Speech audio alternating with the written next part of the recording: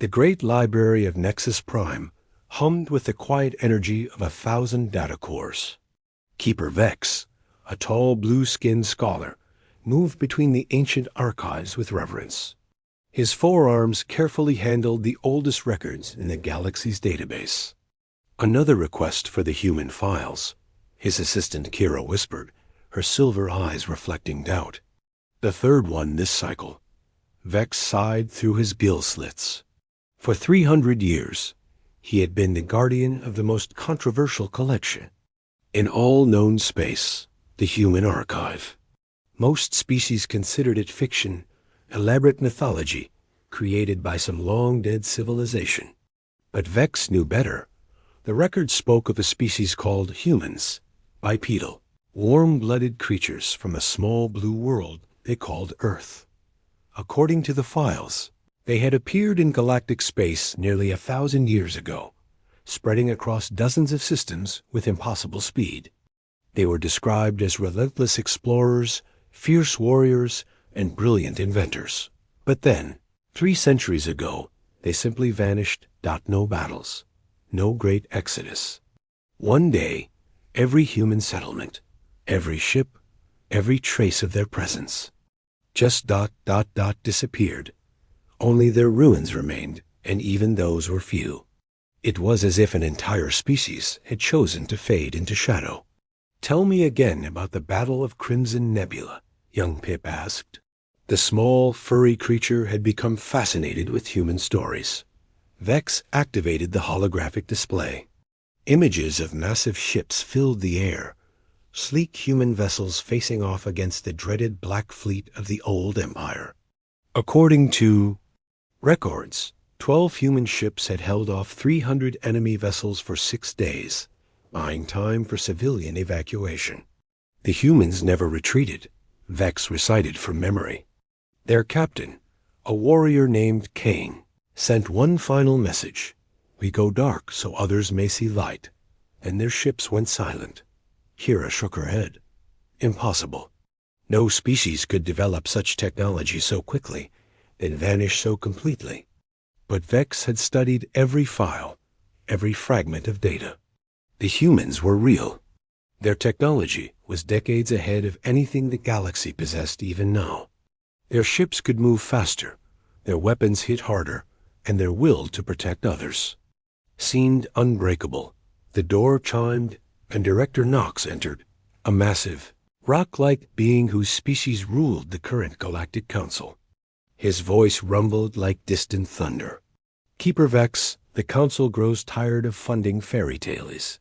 Perhaps it's time to transfer these stories to the fiction department." Vex's hearts all skipped a beat. "Director, these records contain valuable historical data. The humans left behind technologies we still don't understand. If they returned, they won't return," Knox interrupted. "Myths don't come back to life." That night, alone in the archives, Vex stared at his most precious file, a fragment of human communication intercepted just days before their disappearance. The voice was clear, speaking in their ancient tongue. Phase 1 complete. The seeds are planted. Humanity withdraws to let the garden grow.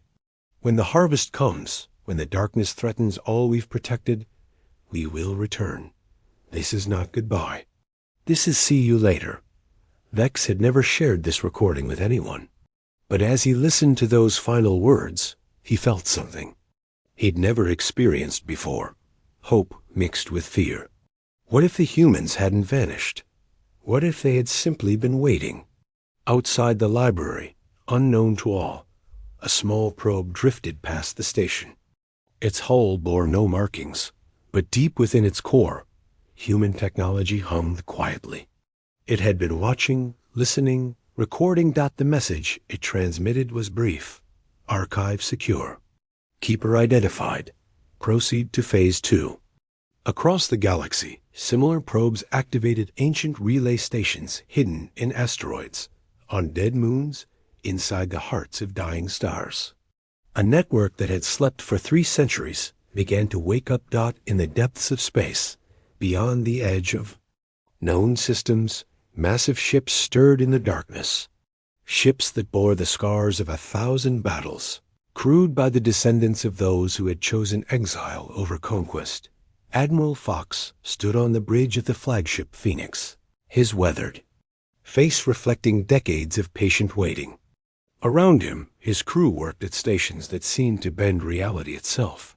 "Sir," his communications officer reported, "all watchers confirm the same readings. The devourers are moving again. 3 systems have already gone dark." Fox nodded grimly. The ancient enemy was returning, just as the prophecies had predicted. The galaxy had grown soft in humanity's absence, forgetting the lessons of the old wars. "Signal the fleet," he commanded. "After 300 years of silence, it's time to remind the universe that humanity keeps its promises." The sleeping giant was about to wake up, and the galaxy would never be the same. The mining station Omega-7 should have been just another routine stop for Captain Dex and his crew. The reptilian trader had been hauling cargo through this sector for 20 years without incident. But as his ship approached the asteroid facility, something felt wrong. "Captain," his pilot Wren called out, her insect-like compound eyes reflecting the scanner display. "I'm reading no life signs from the station. No power signatures either." Dex felt his scales prickle with unease. Omega-7 housed 3,000 miners and their families. It didn't just go quiet.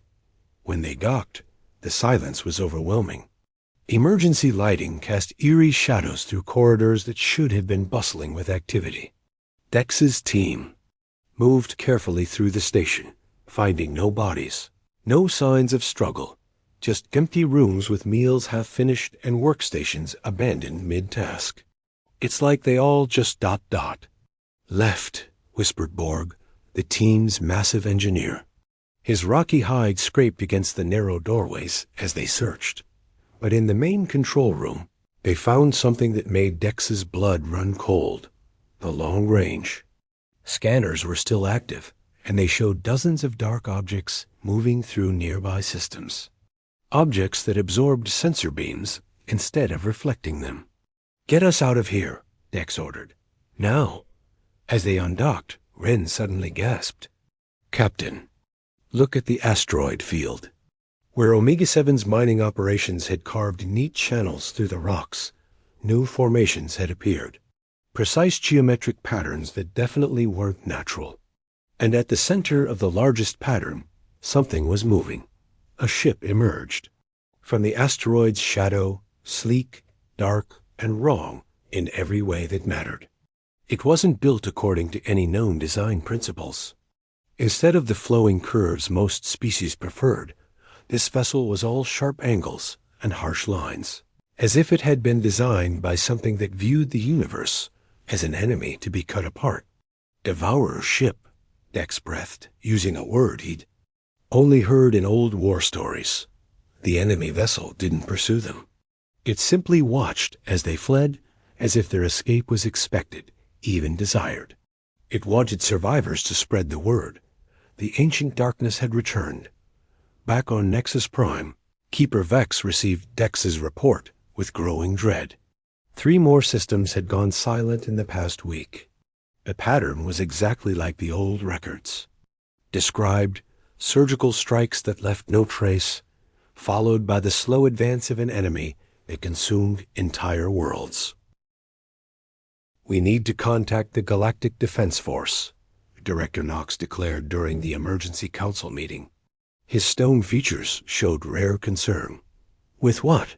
Council Member Vale demanded. The plant-like being's leaves rustled with agitation. "Our combined fleets number maybe 2,000 ships.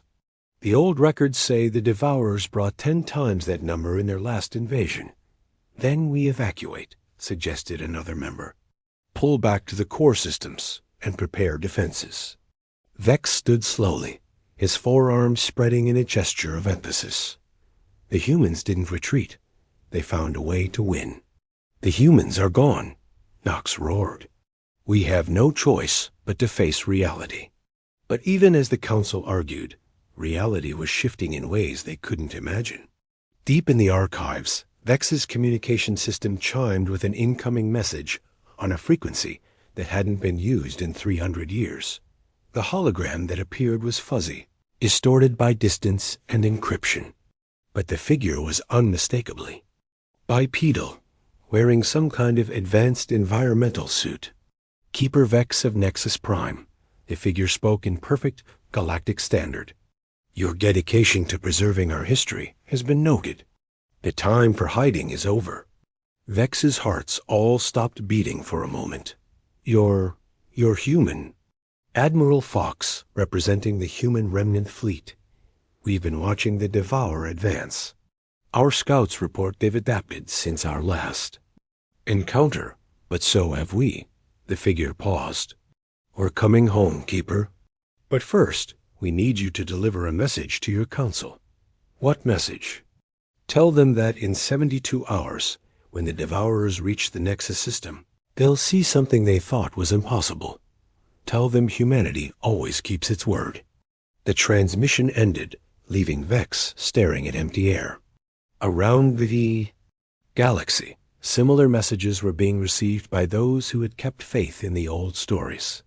Scientists who had studied human technology, soldiers who had learned human tactics, refugees whose ancestors had been saved by human sacrifice. The network was activating Dot in the darkness between stars. The first human ship in 3 centuries powered up its engines. The Phoenix emerged from its hiding place, like a ghost returning to haunt its enemies. Behind it, dozens more vessels began their journey home. But these weren't the same ships that had vanished long ago. 3 centuries of preparation had transformed them into something beyond anything the galaxy remembered. Weapons that could unmake matter at the quantum level. Shields that bent space itself. Engines that folded reality like paper. The humans were coming back, and they were bringing war. 72 hours later, the Nexus system erupted into chaos. The Devourer fleet emerged from dark space like a plague of metal locusts. 300 ships, each one larger than anything in the Galactic Defense Force. Their hulls absorbed light, creating holes in space where stars should shine. Commander Rex of the defense station watched his scanners with growing horror. They're not even slowing down, he reported to the evacuation fleet. Estimated arrival at Nexus Prime, 14 minutes. The evacuation was a disaster. Cargo ships packed with refugees struggled to reach jump points, while civilian vessels crashed into each other in their panic. The few military ships present could barely maintain order, let alone fight. Director Knox stood in the council chambers, watching through reinforced windows as Devourer scouts began their approach. Where are your precious humans now, Vex? He demanded. Keeper Vex clutched the ancient human datapad he'd brought from the archives.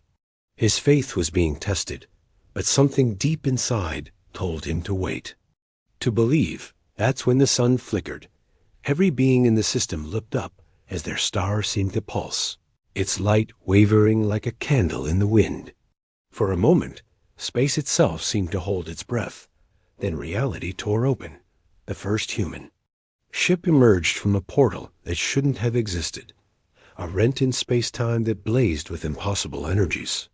The Phoenix was beautiful and terrible, its hull gleaming with patterns that hurt to look at directly. It moved with fluid grace, as if the laws of physics were merely suggestions. More portals opened, dozens of them scattered across the system. Like burning wounds in space, human ships poured through, some massive as cities, others small and swift as arrows. Each one was unique, bearing the scars and modifications of 3 centuries spent preparing for this moment. The Devourer fleet hesitated. These ships didn't match any of their stored data on human technology. This was something new, something beyond their calculations. Admiral Fox's voice echoed across every communication channel in the system, speaking in a dozen languages simultaneously. Citizens of the galaxy, this is the human remnant fleet. We have returned to honor our ancient Promise. All civilian vessels retreat to safe distance. Military vessels, stand down. We'll handle this. Commander Rex stared at his displays in disbelief. Handle this? There are only 40 human ships against 300 devourers. But as he watched, those 40 ships began to move in perfect coordination. They didn't form battle lines or defensive formations. Instead, they spread out like dancers, taking their positions for a performance that would end in death. The first devourer ship fired, launching a beam of energy that had once cracked planets.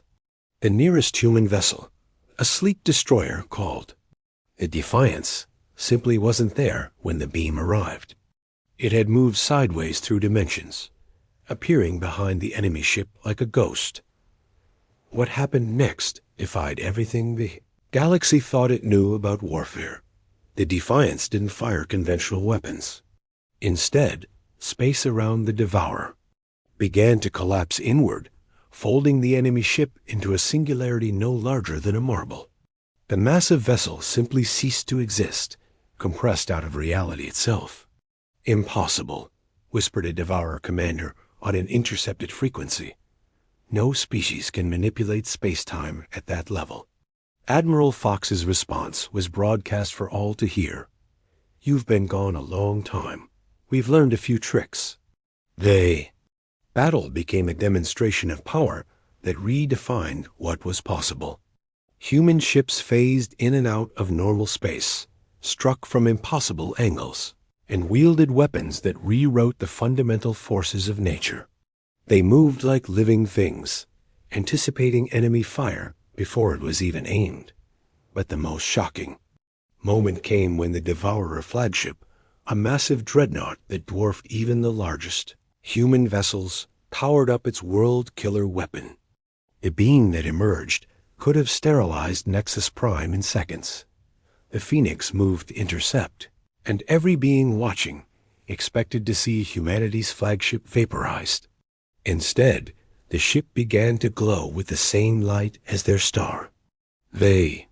World-killer beams struck the Phoenix's hull and simply stopped, absorbed, converted into something else. When the Phoenix fired back, it wasn't with conventional weapons. It fired a miniature star, a ball of fusion fire that consumed the Devourer, flagship, and 3 escort vessels in a matter of seconds. The remaining Devourer fleet broke formation. These ancient terrors, beings that had consumed civilizations for millions of years, turned and fled into dark space. The battle was over in less than 20 minutes as the human fleet regrouped. Admiral Fox opened communications with Nexus Prime. His face appeared on screens across the station, weathered, scarred, but unmistakably human. "Keeper Vex," he said with a slight smile, "thank you for keeping the faith. Now, shall we discuss how to rebuild the galaxy?" The Great Council Chamber of Nexus Prime had never hosted beings like these. Admiral Fox sat across from the galactic leaders, flanked by other human officers whose mere presence seemed to bend light around them. 3 centuries of evolution had changed humanity in ways that went beyond technology. Director Knox struggled to maintain his authority. While we appreciate your ASSISTANC, the Galactic Council still governs these systems. We have laws, protocols. That failed completely when tested, Fox interrupted calmly.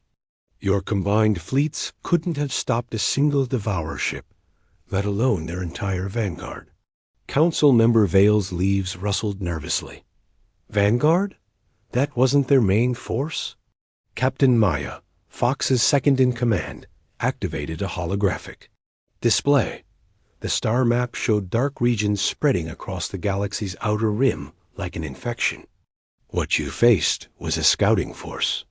Our deep space monitors show the real Devourer armada massing beyond the galactic edge. 50,000 ships, minimum. The silence that followed was deafening. Keeper Vex finally found his voice. Why now? Why did they return after all this time? Fox's expression grew grave. Because we taught the galaxy to fight back 300 years ago. The devourers don't just consume worlds. They consume the potential of civilizations. They've been waiting for your species to develop, to become worth harvesting. And humanity? Nox demanded. Where were you while we faced this threat alone? Preparing, Maya answered. Do you think transcending dimensional physics happened overnight? We spent 3 centuries becoming something the devourers couldn't predict or counter. We became what we needed to be. Admiral Fox stood and walked to the great window overlooking Nexus Prime. Below, human and alien crews worked together, repairing damage from the battle. We didn't abandon you. We became your guardians, even if you didn't know it. He gestured, and the display showed hidden installations throughout the galaxy.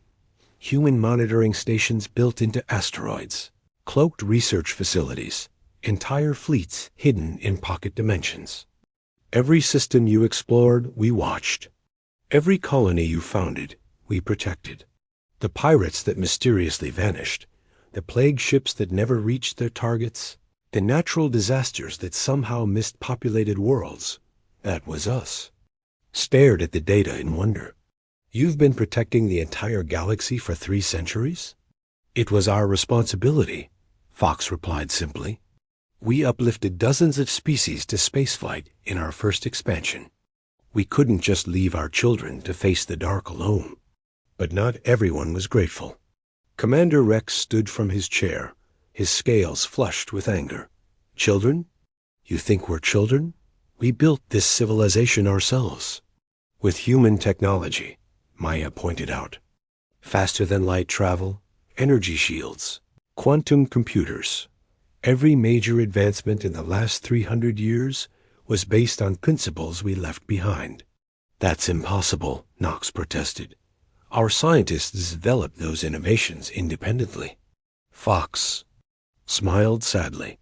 Your scientists are brilliant. They took our breadcrumbs and built wonders we never imagined. But the foundation was always ours. We made sure of it. The revelation hit the Council like a physical blow. Everything they thought they'd achieved, every triumph of galactic civilization, had been guided by an unseen hand. Why reveal this now? Vale asked quietly. Because the test is about to begin, Fox replied. The devourers are done waiting. They're coming with everything they have, and this time, humanity alone won't be enough. He turned back to face the Council, and for the first time, they saw something they'd never expected in the eyes of these transcendent beings: uncertainty. We spent 3 centuries becoming weapons of impossible power. But the devourers have spent that same time adapting, learning from our last encounter. They've become something new, too. Something hungry for more than just matter and energy. What do they want? Max whispered. They want to devour possibility itself, Maya answered. To consume not just what is, but what could be. They want to end the universe's ability to create, to grow, to become something more. Fox returned to his seat. We can fight them. Our technology gives us advantages they can't match. But we can't win alone. We need partners, not subjects. We need the galaxy to stand with us as equals, not hide behind us as children. The council chamber fell silent as the weight of choice settled on them.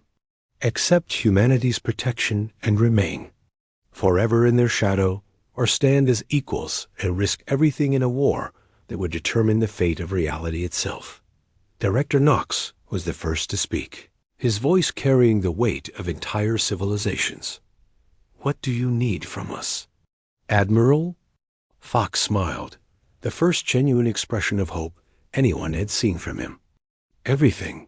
Your ships, your people, your courage. But most importantly, your trust. The greatest alliance in galactic history was about to be born. 6 months later, the galaxy had transformed into something unrecognizable, where once dozens of species had maintained careful distances and formal treaties. Now, a true coalition had emerged. Human knowledge flowed freely to alien scientists, while alien perspectives challenged human assumptions about reality itself. The shipyards above Nexus Prime worked around the clock, building vessels that combined human transcendence with alien innovation.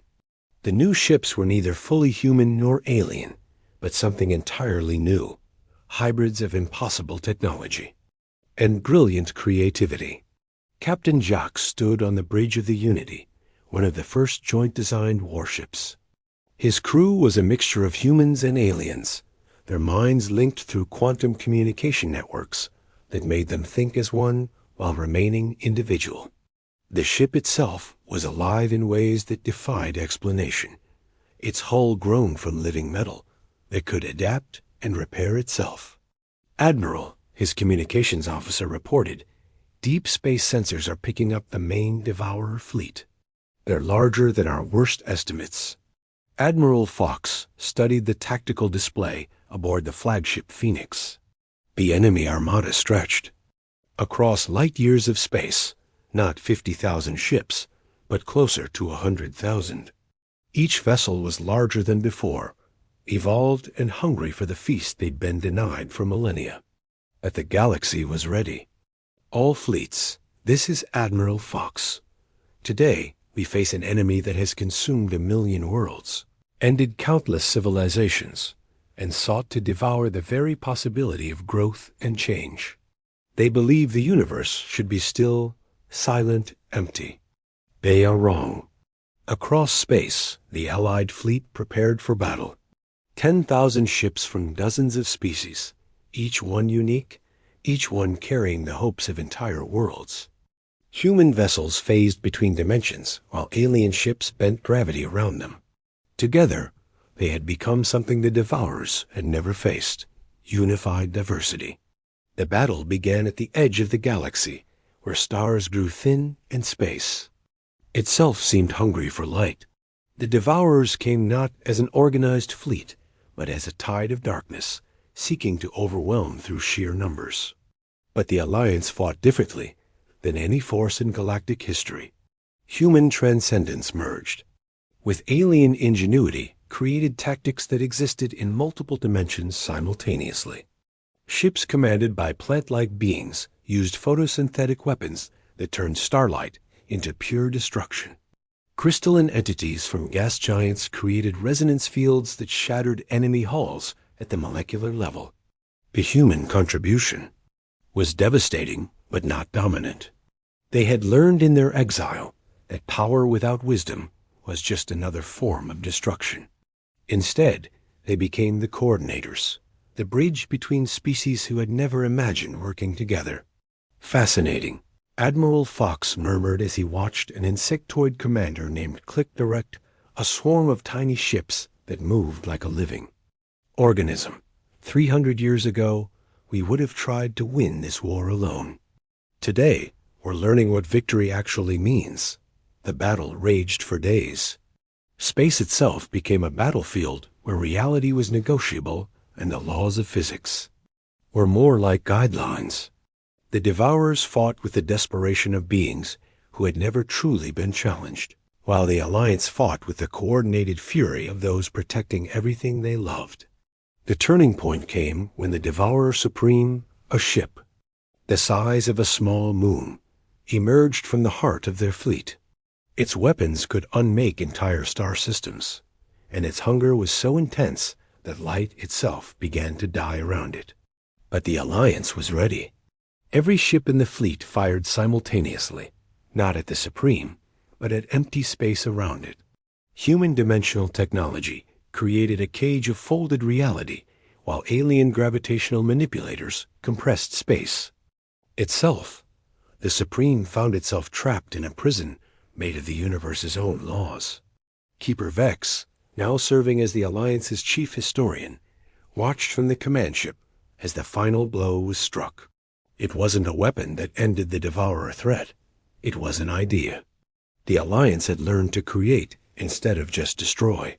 As the Supreme struggled against its prison, the combined fleet began broadcasting something the Devourers had never encountered: pure creative potential.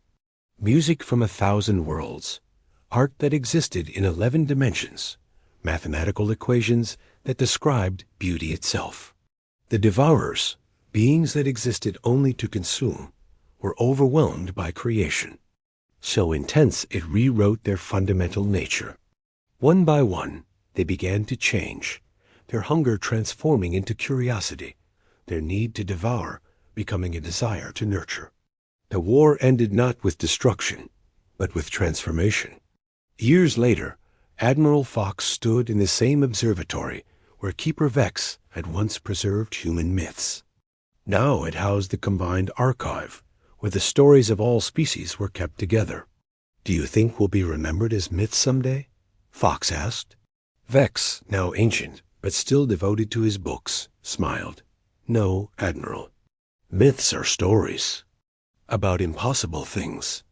What we did here was prove that nothing is impossible when beings choose to stand together."